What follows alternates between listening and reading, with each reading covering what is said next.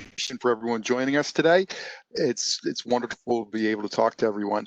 As far as for those questions, please address them to Elaine or in the Q&A section. I can't have that window open, so I won't see your questions. Make sure you do address them directly to her or in the general Q&A. Appreciate that.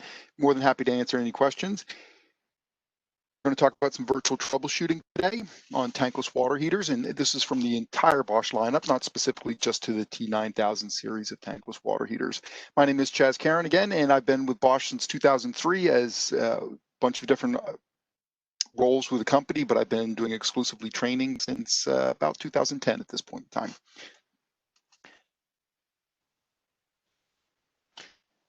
Again, what we're going to do today does not take the place of the installation manual. This will give you some ideas and some head points, some heads up and that kind of stuff on ongoing issues that you might have.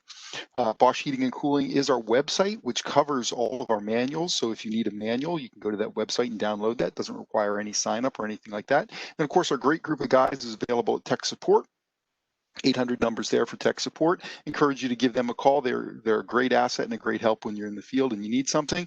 Always just remember, have your basic information collected before you call those guys. Gas pressures, vent, all those kind of things, just basic install stuff, just to make your troubleshooting go faster with them if you ever need some help.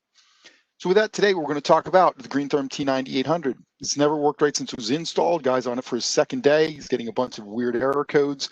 And have you ever been frustrated in a basement? This guy was definitely frustrated in a basement. And we're going to talk about a 9800 with some infrequent error codes, but they're EA error codes. EA is a failure to light code. Been in a little while, a couple weeks, and just get these error codes intermittently.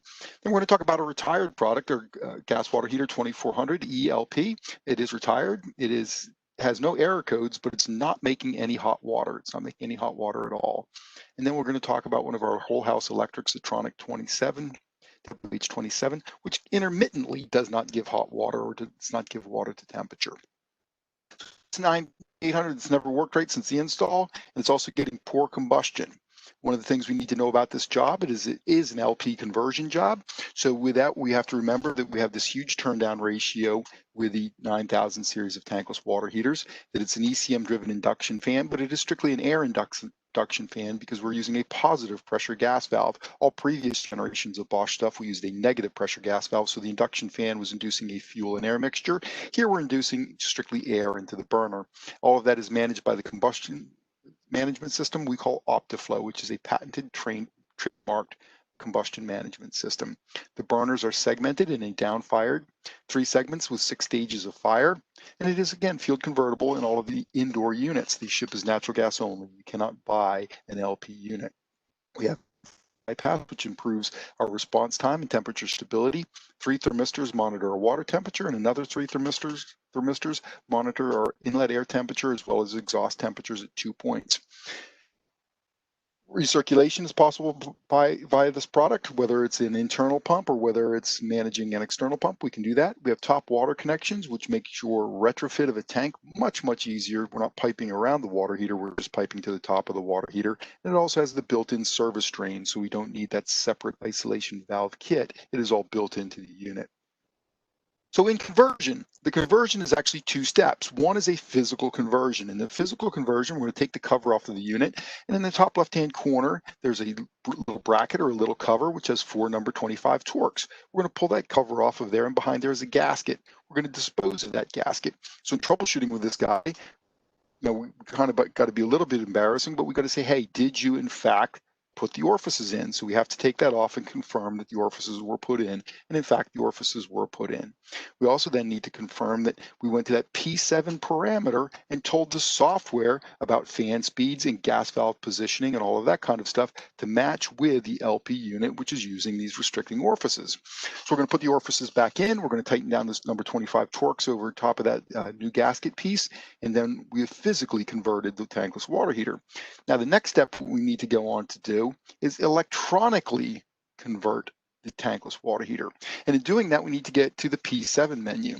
The P7 menu is protected from access via the consumer via a passcode. That passcode, we're going to get into the diagnostics mode. In the passcode, we're going to scroll to AU, which is technical settings, which is then going to allow us to scroll to the password. The password is 1886. 1886 was the year that Robert Bosch founded the company. So we're going to select that 1886. So we scroll to the 1, we tap the OK button. We scroll to the 8, we tap the OK button. We're going to stick on the 8 and tap the OK button again. And then we're going to scroll to the 6 and tap the OK button again. Now, keeping in mind, this scrolls all the way around, so you don't have to scroll. You can scroll either frontwards or backwards through the numbers. As we do that, then we're going to get authentication as a technician. That means now you have access to a bunch of new menus. We've accessed the technical settings menu, and now we have a bunch of other menus. Is going to, but what we want to do is scroll to P7, which is gas type. We get to P7, we're going to hit the OK button. And again, when I say button, these are actually, it's a touch screen, so there's no physical button there, it's just a touch screen. We're going to hit the OK point, and then that's going to open up and it's going to say NG or LP. We're going to scroll to LPG, propane gas. We're going to scroll to that and hit OK. That's going to electronically convert the unit, and it's going to restart the unit. It's going to reinitialize the unit. If that's not done, we have not completed our conversion. And that is the case that it happened in this scenario. The guy did the physical and thought by putting the orifices in that he had completed the conversion to LP gas, but he had not managed the fan speed, he had not managed the software to take care of this new situation, this new fuel type. So we need to do that.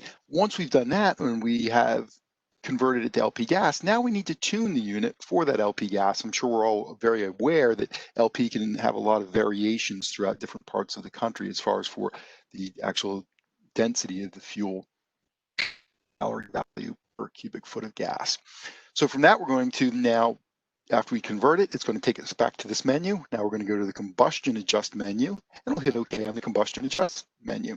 Once we hit OK, it'll come up to the first it'll show is UC combustion auto adjust. So this product is very, very focused on combustion efficiency, not strictly focusing on thermal efficiency. Thermal efficiency is very, very important, but combustion efficiency is very, very important.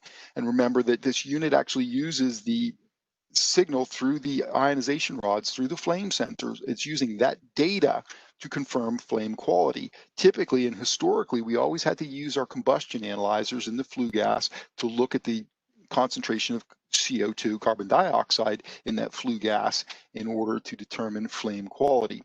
With it, we have the ability to use that ionization current. So it's going to use that ionization current to adjust the combustion efficiency. So we're going to hit OK on UC combustion auto adjust. It goes into combustion auto adjust, which is an 8-step process. Actually, it's a 9-step. It starts at 0, but the 0 step is so quick you probably will never see it, but it does start with 0. And then it's going to count up from 1 to 8. Eventually get a message that says open taps. If there's not enough water flowing through this unit for it to go to 100%, there is no way for this unit to actually set its combustion at maximum firing rate. So we need to make sure that we're going to do that. We're going to hit open some water taps. We need about somewhere in the 4 gallon per minute range flowing through the heater, depending on where exactly you are in the country. You might need a little bit of more than 4 gallons a minute in some cold water areas. We're going to get the water flowing, and it's going to go through these 8 steps. These 8 steps take somewhere around 12 minutes or so. And it's going to go through that, and it's going to set itself up for the fuel type, and that's something that's completely hands-off. When it's done, it's going to give you combustion auto adjust, a green check mark, and that says now that our fuel and air ratio is accurate. And again, it's doing that by looking at that ionization current. How much current can we push through that flame? And complete now with the auto tune of this product, and it's ready to go. Already at thermal efficiency, that's the physical components of the unit, and now we have dialed in for our combustion efficiency. 9800, which has infrequent EA error codes. They're happening occasionally, rarely, but they're happening, and it's been in for a few weeks, and there's been enough instances where we need to get out there and troubleshoot this product and find out, hey, what the heck's going on with this 9800 that we're getting infrequent error codes? Well, EA, failure to light, we know is going to be, and it's an ignition failure. First thing we might check is gas pressure. We might also check the tuning, the auto tune combustion adjustment, fuel air ratio. So those things are going to be very important. We're going to look at that as a potential with an EA with a failure to ignite. Keeping in mind what causes a failure to ignition. One element of the combustion triangle doesn't exist. It's either not getting enough fuel, not getting enough air, or too much fuel or too much air, one of those. So we're going to say the fuel-air ratio is out of balance, or the ignition source isn't there. Our igniter is not lighting the gas. What's one other thing that could possibly cause that EA error code? That could possibly cause that EA error code, and think about it, is if the flame sensor isn't working. It might be burning, but if the flame sensor is not ionizing current, there's no way for the unit to know that it is in fact firing. So again, this is a troubleshooting, this is our job. We have to figure out why are we getting this EA error code? What is not in correct proportion, or what is not there as far as for information coming back to the unit. So this one, the use auto adjust, the contractor in the field has told us he's run the UC auto adjust. So that's good, but what might cause a UC auto adjust to fail? There's a few things. If our vent is way out of whack, if our gas pressure is not right, maybe it's excessive vent length. There's a few things that can cause that to happen. So what we can do now is go again to that combustion adjustment menu. We're going to put in that 1886, the same exact password, to get to the technical settings. We're in the technical settings and authenticated as a technician. Now we're ready to go and troubleshoot why this EA is happening. Why is this EA happening? So we're going to again go to combustion adjust, UC auto adjust. But in this case, he says he's done the UC already. He's done the auto adjust already, and we're still having issues. So we're going to get a little bit deeper, and we're going to do a manual adjust for this product. And the manual adjust is more like what you're typically thinking about doing with other variable burners. The difference being ours is going to all happen through the control right on the face of the unit. We're not putting a screwdriver on the gas valve or an air shutter or anything like that. All of these adjustments are going to be 100% electronic through the face of the unit with the cover on and all of that kind of stuff. We're going to do this manual adjustment. The manual adjustment is the same thing as auto adjust, but we are making these changes happen. So it takes a little bit longer to do this manual adjust than the electronic adjust. Some reasons why you might want to do that. And again, one of the cases with this product was right on the edge of the maximum allowable vent and intake length. So it's pushed all the way out.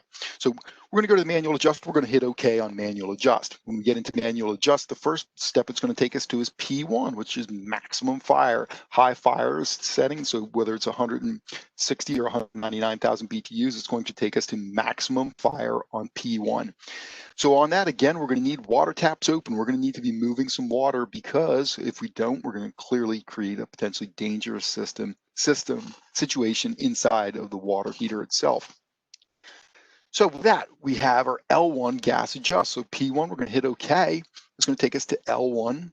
L1 is the gas adjust, and we're going to adjust the carrots. We're going to use the up and down on the display, the up and down here, to adjust to 100% on L1 gas adjust. Increasing L1 increases the percentage, decreasing L1 decreases the percentage. So we want to get within plus or minus 2%. And when we're saying within plus or minus 2%, there's going to be some oscillation. It might not be solidly on 100%, but it's going to maybe drop to 99 and then maybe go up to 102 and then drop to 98 and then maybe go to 101 and then sit on 100 for a few minutes. But that's what we want to do. We want to make sure that we are hitting that at one, so that even as it oscillates, its average is right at 100%, plus or minus 2% there.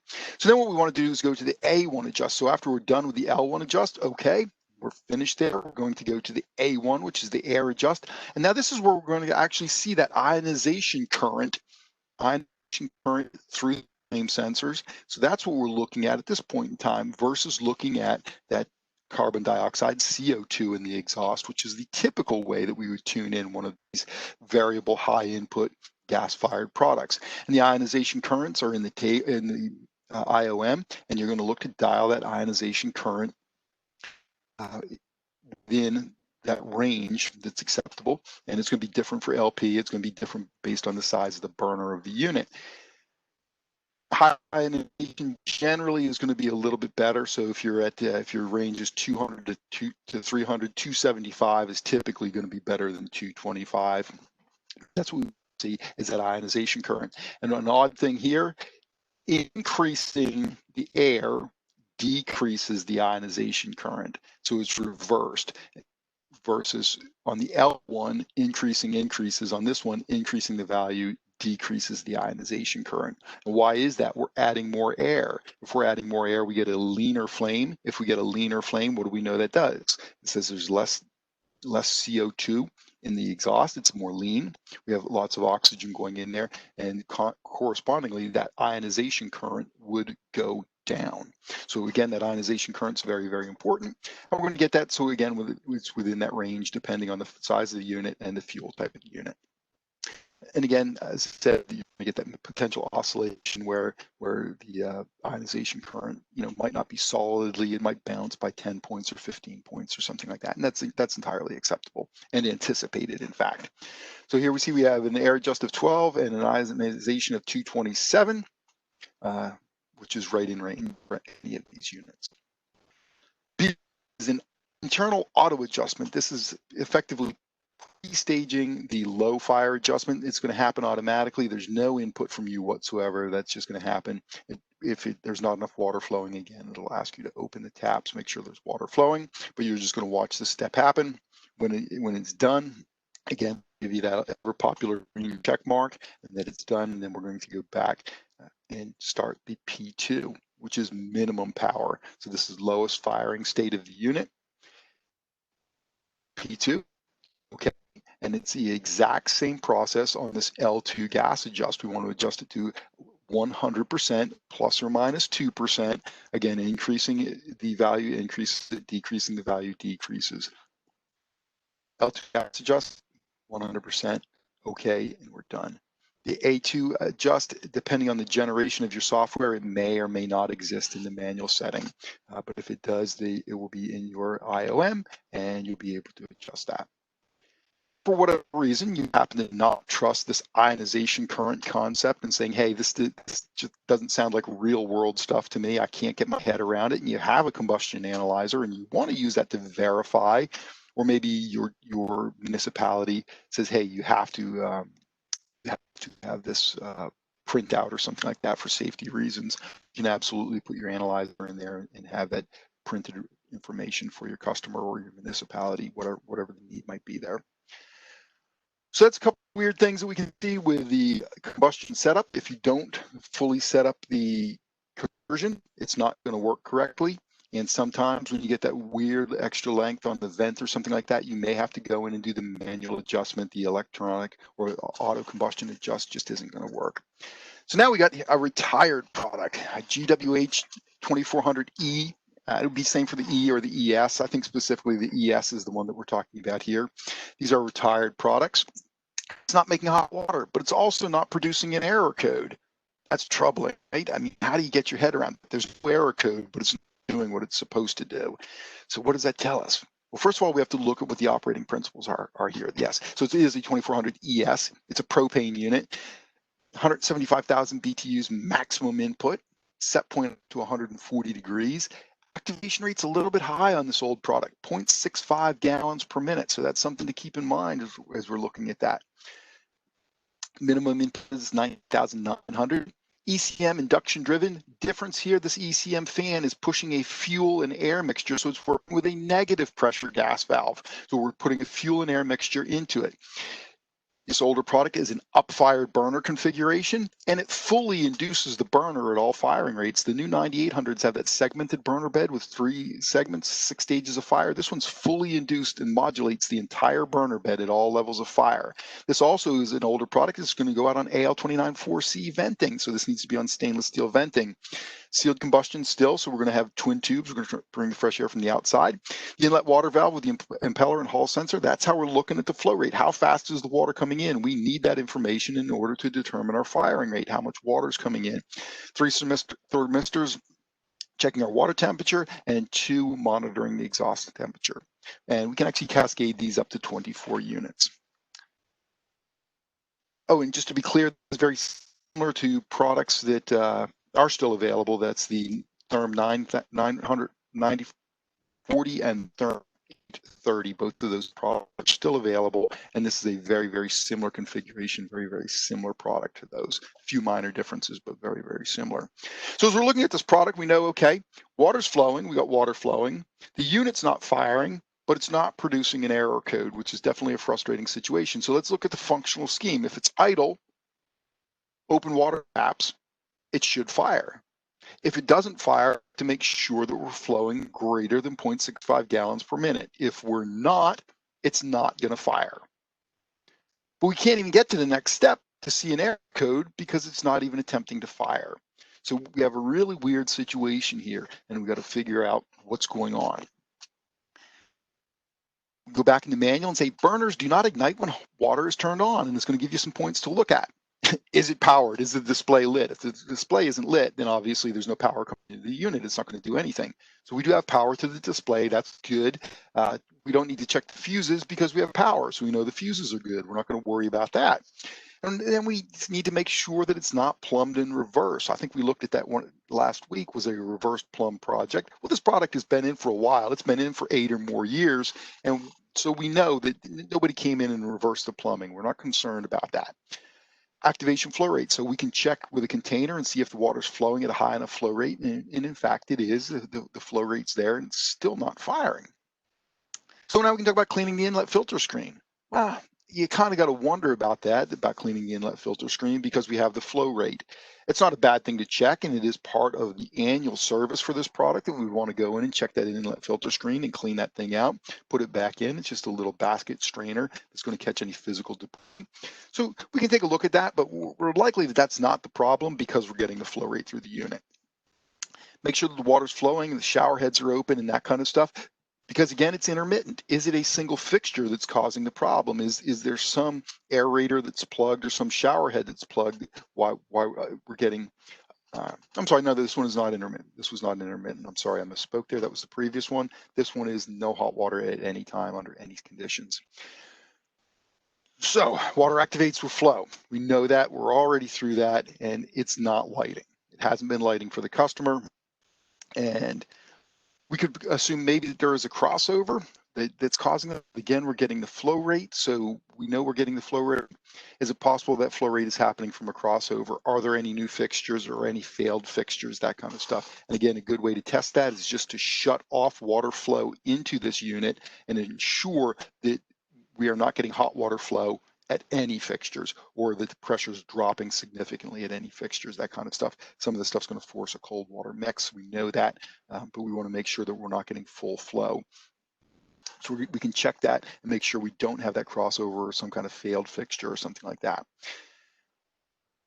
And then we want to make sure that the electrodes are all connected to the water valve, that it is getting a signal from the water valve, and all of that kind of stuff's happening inside the unit. So power the unit off, take the cover off, make sure all those connections are made. So that's the troubleshooting, the scheme that says what we want to look at, and then the troubleshooting in the book of how to deal with this fact that, hey, we have no flow.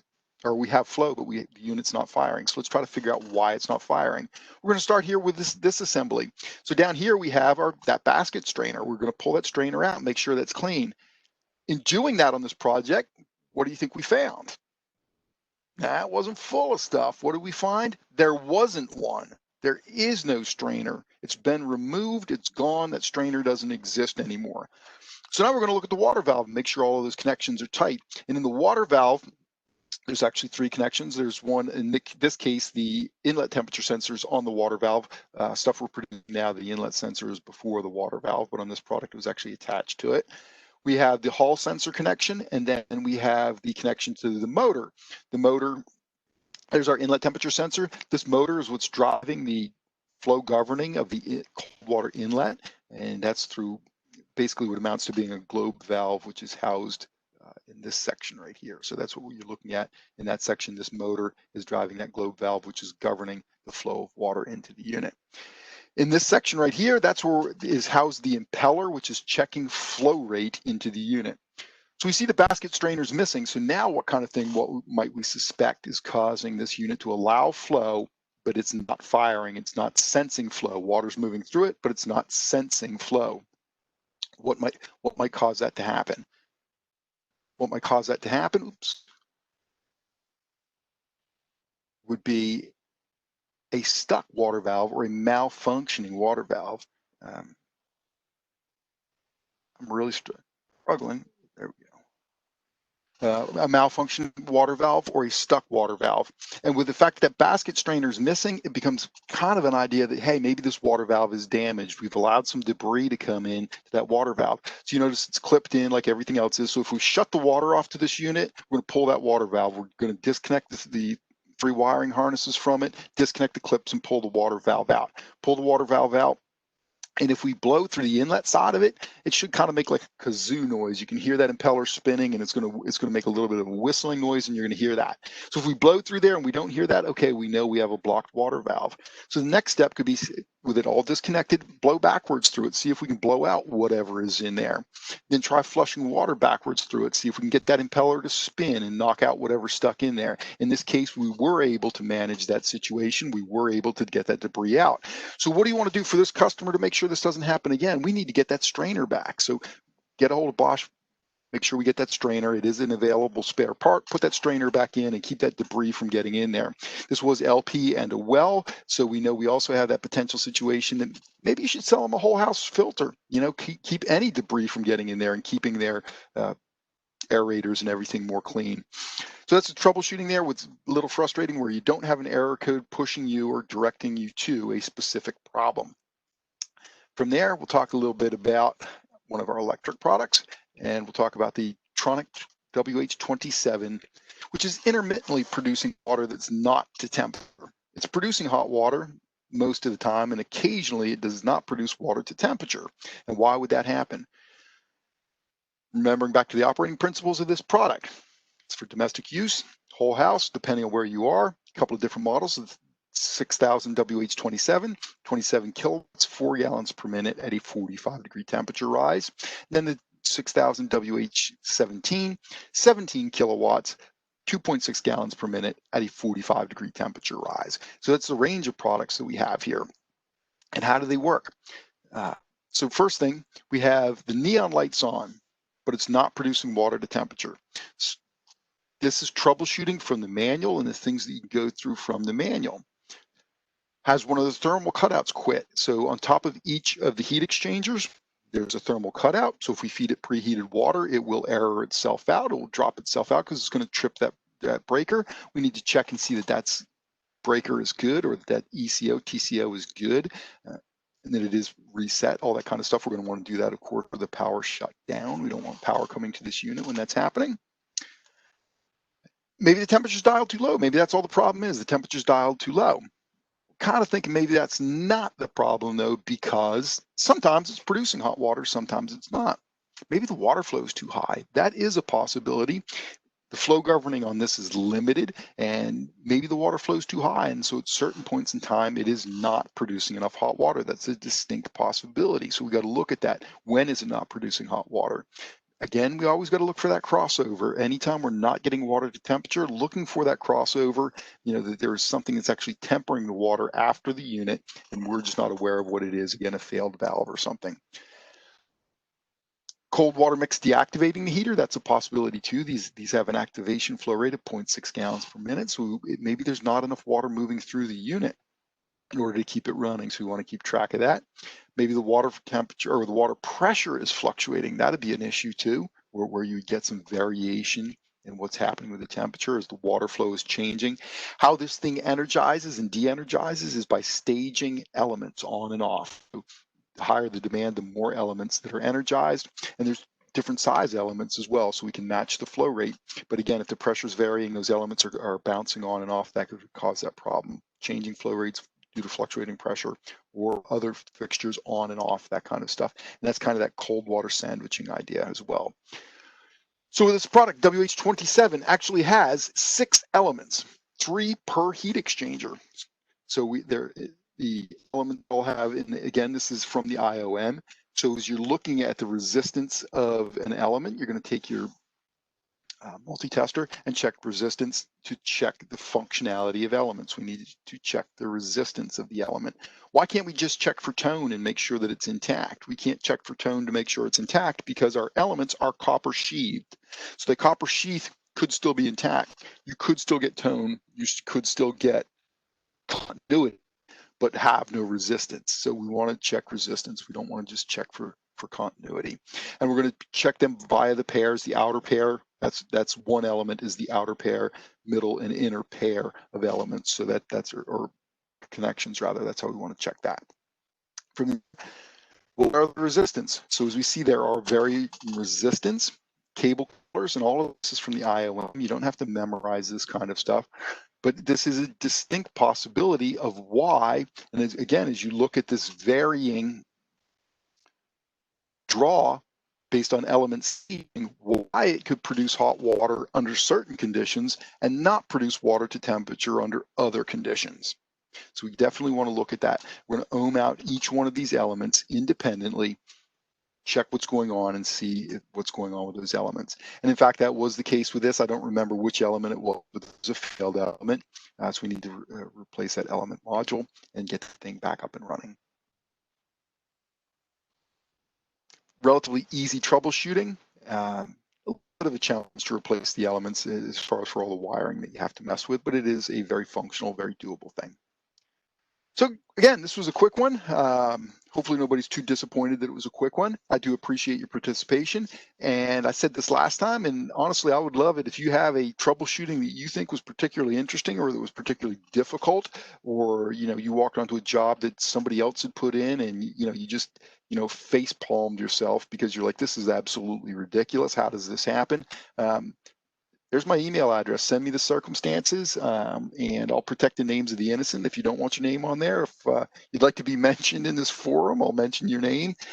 You let me know what you'd like to do there. Any pictures you might have with that situation, I'll also appreciate those as well. And we can get some more episodes going on here. Next episode will be another series of product, different situations and different cases. First, for our contact info, corporate website, the ABC program. ABC is a great program for you guys as far as helping you with marketing, helping you with some rebate stuff, and all that kind of stuff is great. And then our E-Academy, all of these will be stored on E-Academy. You'll be able to go back and look at these things again if you'd like to. Appreciate your attention, and I'm more than happy to answer any questions regarding this or even other products. If there's something that hasn't been mentioned and you'd like to talk about it, I'm more than happy to address that as well.